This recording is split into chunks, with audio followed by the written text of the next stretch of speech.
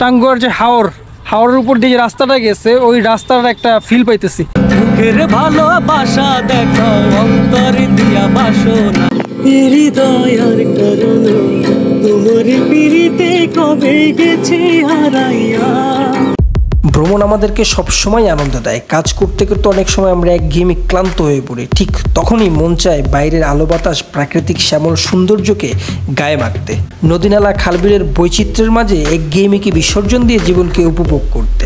তাই তো আজকে আমরা বাইক নিয়ে ছুটে চলেছি গাজীপুর জেলার কালিয়াকৈর উপজেলার ঐতিহ্যবাহী মকশবিলে। তাহলে চলুন আজকে ভিডিওটি শুরু করা যাক।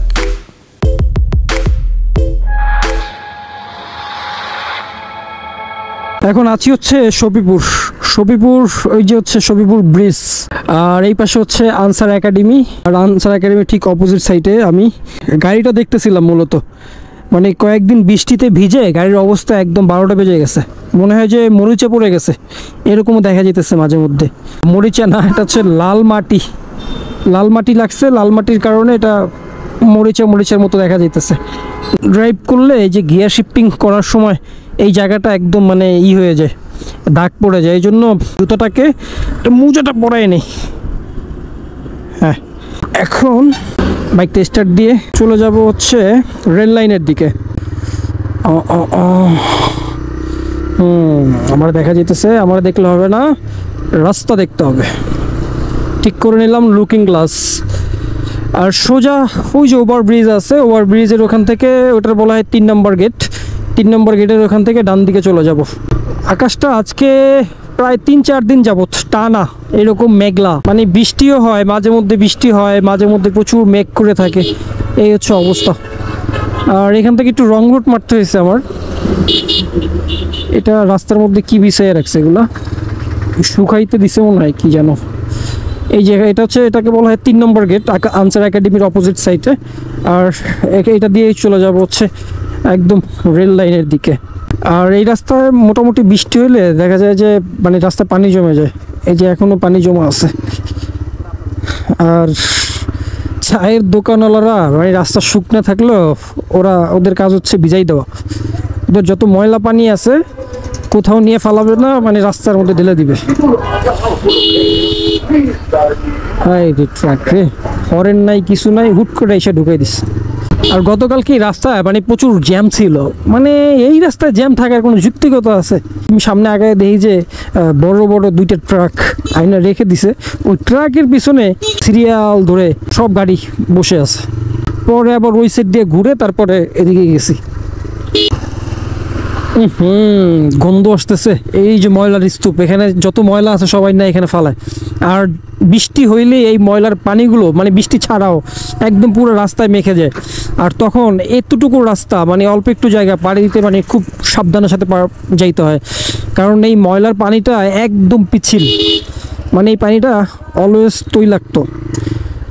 তৈলাক্ত, এই জন্য খুব সাবধানে এই জায়গাটা থেকে আসতে হয়, যে কোনো সময় স্লিপ কেটে পড়ে যাওয়ার ভয় থাকে। আর এই যে কাঁঠালের মেলা বসছে দেখা যায় এখানে, প্রচুর কাঁঠাল। এই তো রেল লাইন পার হইতেছি, রেল লাইন চলে আসছি।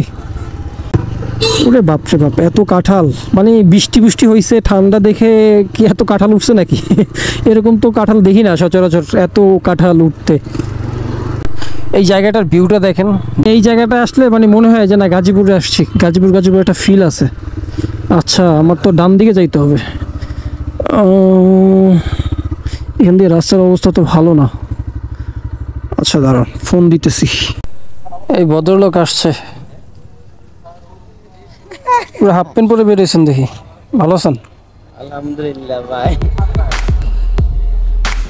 এই রাস্তা ধরেই দুই পাশের সৌন্দর্যকে উপভোগ করতে করতে সোজা চলে যাব মকশবিলের দিকে। আসলে সৌন্দর্যে গাজীপুরের পুরো এলাকা অতুলনীয় হলেও মকশবিলের সৌন্দর্যের মাত্রাটা একটু ভিন্ন।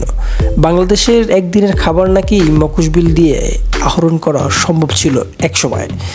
আর এক সময় কথাটা কেন বললাম, সেই বিশ্লেষণে আজকে আর না যাই। 6 ঋতুরে দেশ, রূপসী বাংলাদেশ, 56,000 বর্গমাইলের দেশটি যেন প্রাকৃতিক সৌন্দর্যের এক মিউজিয়াম।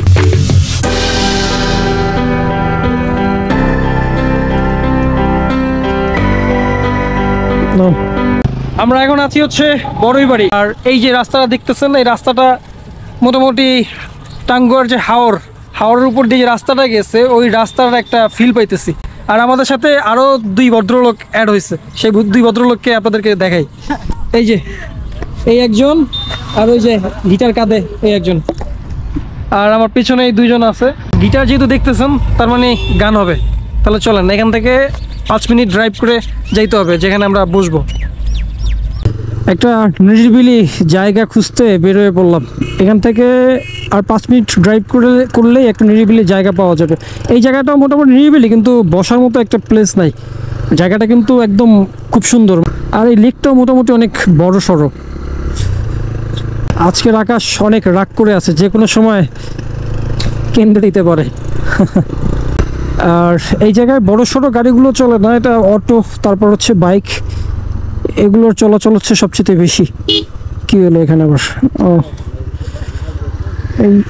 এইদিকের এই হাওরের মাছ একদম নদীর মাছ। কি মাছ কিনবেন?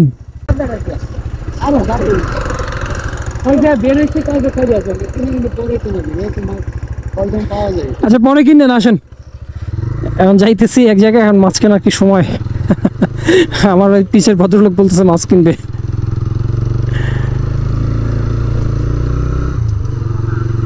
আসলে এখানে মানে তাজা মাছ পাওয়া যায় একদম, মানে মাছ ধরে নিয়ে আসে, এনে এখানে বিক্রি করে। ওদেরকে এখানে কিনে আনতে হয় না, ওরা ধরে নিয়ে আসে। এখানে একদম তাজা মাছ পাওয়া যায়। এই যে রেস্টুরেন্ট।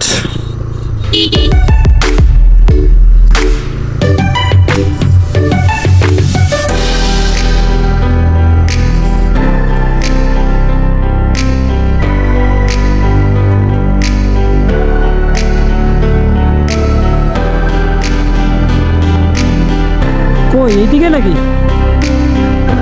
কই আরো সামনে?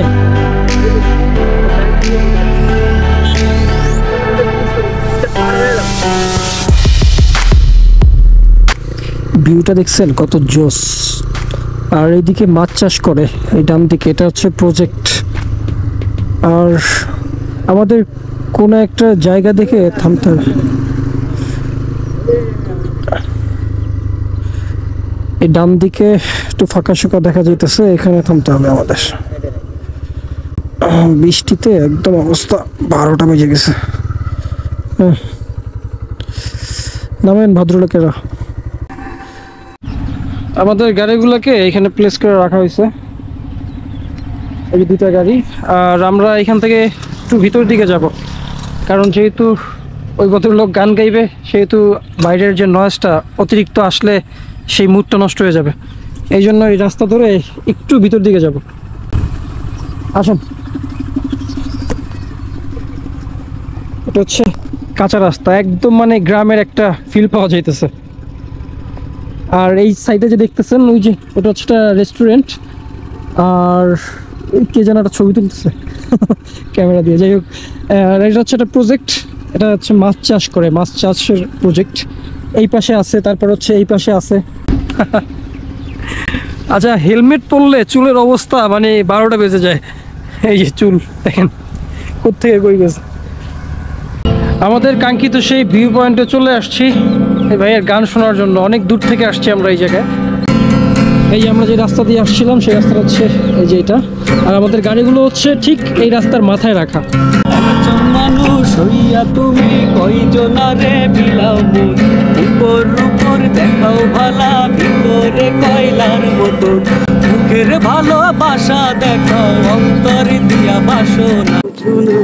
হৃদয়ার কারণ তোমার পিড়িতে কবে গেছে হারাইয়া।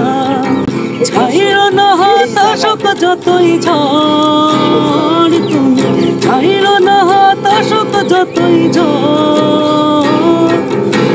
বুকে বানাইয়া আমার ঘর, আমি থাকবো বন্ধু সারা জনম, আমি থাকবো বন্ধু সারা জনম।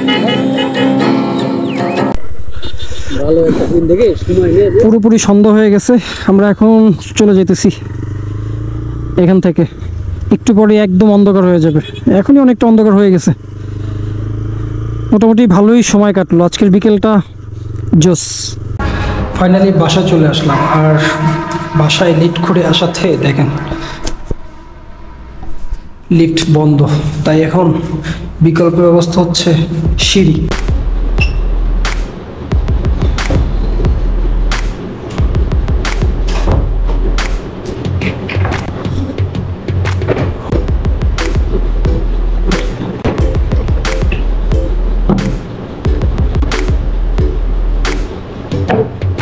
এগারোটা 30 বাজলেই আমার খারাপ সময় শুরু।